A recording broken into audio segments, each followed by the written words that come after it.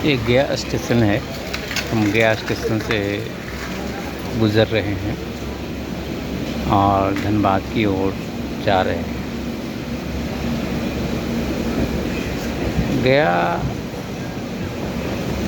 जो है अब इसका नाम गया सी हो गया है। उसकी भी एक ख़ास वजह रही है। अभी गया रेलवे स्टेशन पर कंस्ट्रक्शन का काम चल रहा है, बहुत तेज़ी से प्रगति पर है और ये एक अत्याधुनिक स्टेशन बनने वाला है। यहाँ आप देख सकते हैं अभी अंडर कंस्ट्रक्शन है सभी प्लेटफॉर्म पर। आए देखिए बुद्धा स्टाइल में ये आगे का जो फ्रंट व्यू जो है, हम अभी प्लेटफॉर्म नंबर 3 से गुज़र रहे हैं। ये प्लेटफॉर्म नंबर 1 की ओर आगे की ओर है। आगे से इसका लुक और शानदार लगता है। ये पूरे आप देख सकते हैं, समझ सकते हैं। ये जो गोलाकार जो दिख रहा है उसमें आगे की ओर भगवान बुद्ध की प्रतिमा लगाई गई है और यही वह जगह है जहाँ से पिंडदान तर्पण की तमाम सुविधाएं मुहैया कराई जाती है लोगों को।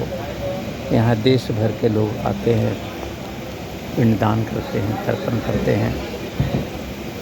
और मैं यहाँ अपने एक निजी काम से आया था।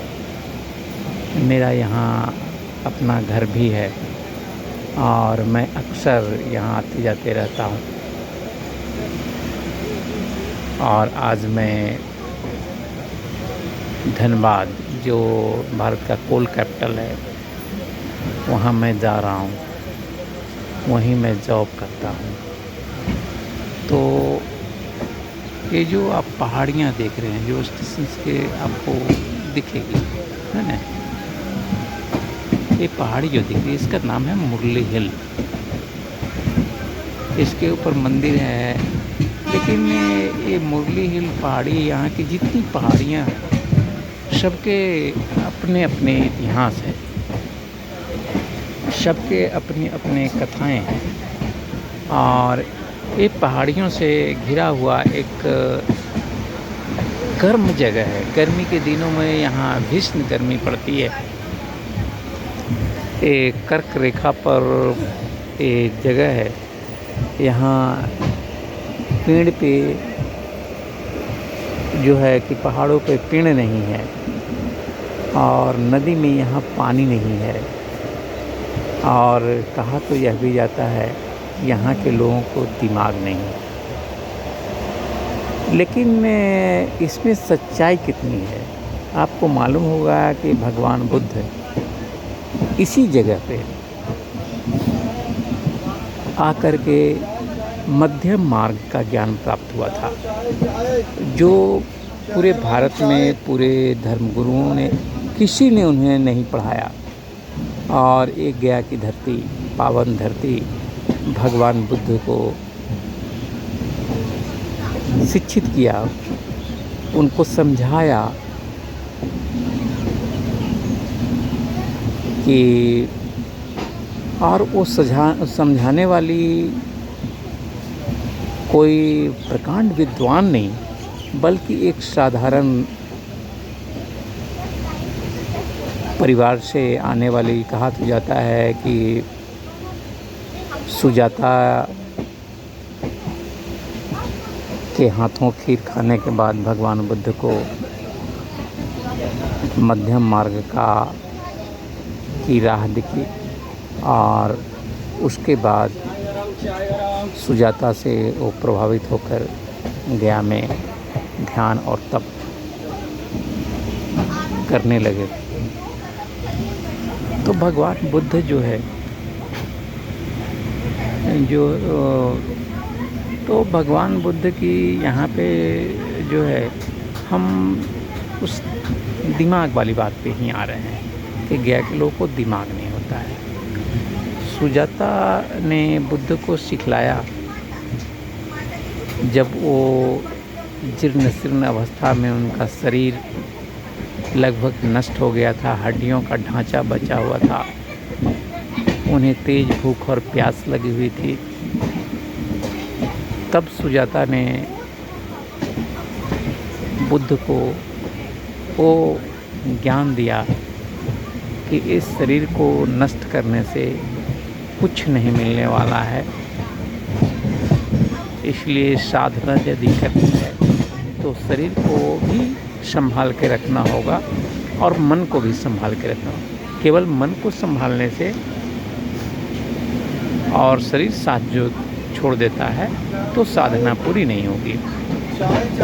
तो सुजाता की ये बात जो है, और फिर सुजाता बुद्ध को वो पवित्र खीर खिलाती है और बुद्ध को पानी पिलाती है। बुद्ध वहाँ पे आराम करते हैं, सुजाता से लंबी बात करते हैं और वो सुजाता के विषय में जानने की कोशिश करते हैं और सुजाता बुद्ध के विषय में जानने समझने की कोशिश करती है और फिर दोनों के बीच एक बॉन्डिंग बनती है और सुजाता जो है बुद्ध को आश्वासन देती है कि तुम यदि यहीं कहीं साधना करते हो तो रोज़ खाना पानी लेकर मैं तुम्हारे पास आऊँगी और तुम साधना करना और मैं तुम्हारी। और बुद्ध सुजाता के बातों से प्रभावित होकर वो नदी के किनारे पीपल के पेड़ के नीचे मुचलिंद सरोवर के पास बैठ जाते हैं साधना के लिए और लंबी तपस्या। ये देखिए वही नदी फल्गु जो जिसमें पानी अभी बरसात का समय है, पानी और एक पहाड़ी टीला जिस पर एक घर बना हुआ है। आप चंद्रकांता उपन्यास पढ़े होंगे, नहीं पढ़े होंगे तो चंद्रकांता टीवी सीरियल आपने देखा होगा और नहीं देखा होगा तो चंद्रकांता के विषय में जानने समझने की कोशिश कीजिएगा। देवकीनंदन खत्री जो बनारस के रहने वाले थे, उनकी उपन्यास है चंद्रकांता और चंद्रकांता संतति। चंद्रकांता में चंद्रकांता के रानी चंद्रकांता के जीवन से जुड़ी हुई कथाएं हैं और चंद्रकांता संतति में चंद्रकांता के और चंद्रकांता के बच्चों की भी कहानियां हैं।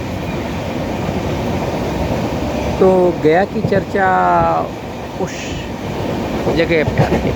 ये देख रहे हैं गया की स्लीपर फैक्ट्री, यहाँ की स्लीपर पूरे देश में जाती है और इसका भी एक अपना महत्व है यहाँ। और ये देख रहे हैं ना, ये गंगा का पानी जो है यहाँ पे स्टोर किया जाता है, यहाँ पूजा पाठ के लिए उसका यूज़ होता है। हम आगे गुरपा की ओर गुजरेंगे और गुरपा में पहाड़ पर जो भगवान बुद्ध की जो मंदिर है उसका भी अवलोकन करते हुए हम अपनी यात्रा को कंटिन्यू करेंगे। हम बात करते सुजाता और बुद्ध की। तो सुजाता जो है और बुद्ध की भी जो बाउंडिंग बनती है और बुद्ध तपस्या पर बैठते हैं, मध्य मार्ग की राह को प्रमाणित करने के लिए कि सुजाता ने जो कहा उसका सार क्या है। बीन के तार को इतना ना टाइट करो कि वो टूट जाए और बीन के तार को इतना ना ढीला छोड़ दो कि उससे मधुर ध्वनि ही ना निकले। यानी मध्यम मार्ग की सीख भगवान बुद्ध को और किसी ने नहीं बल्कि सुजाता ने दी। और सुजाता की सीख को भगवान बुद्ध जो है परखने में, समझने में, उसे आत्मसात करने में जो समय बिताया, वो उसी को हम इनलाइटमेंट कहते हैं, बुद्ध का प्रकाश कहते हैं, बुद्ध का ज्ञान कहते हैं। तो इसमें भी बुद्ध को वो सार को समझने में जो सुजाता ने बुद्ध को समझाया था और बुद्ध को जो ज्ञान प्राप्त हुआ, जिसके बाद पूरी दुनिया बुद्ध के मध्यम मार्ग के ज्ञान से, बुद्ध की शांति से, बुद्ध के अहिंसक विचार से प्रभावित हुई। और फिर बुद्ध का जो धर्म जो है भारत की सीमाओं को लांघकर सुदूर पूर्व के देशों तक फैल गया। कंबोडिया, थाईलैंड, म्यांमार, जापान, फिर भारत के उत्तर में ये रसिया तक, दक्षिण में आप देखते हैं तो बुद्ध जो है श्रीलंका, और पश्चिम में ये काबुल कंधार के रास्ते, अफ़गानिस्तान, ईरान, इराक, मिस्र तक बुद्ध का प्रभाव रहा। वही बुद्ध और वही ज्ञान जिसके विषय में कहा जाता है यहाँ के लोगों के दिमाग, हाँ, यहाँ के लोगों के दिमाग को पढ़ना इतना आसान नहीं है, क्योंकि दूसरे जो लोग हैं वो इतने परिपक्व नहीं हैं कि यहाँ के लोगों के दिमाग को समझ सके। तो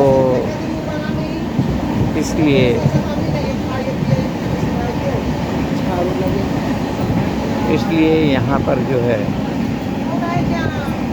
जो लोग रह रहे हैं उनकी प्रखर बुद्धि, समझ से और विश्वास जो है वो कोई डिगाने वाला नहीं है। और इस हताशा में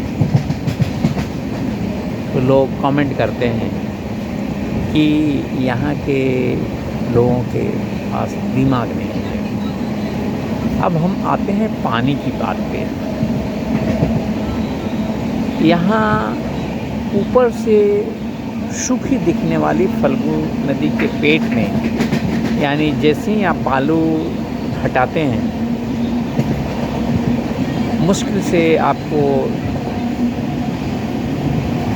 1 फीट से आधी फीट बालू हटानी है, एक गड्ढा बनाना है बालू के अंदर, और मीठा पानी का सोता अपने आप फूट पड़ेगा।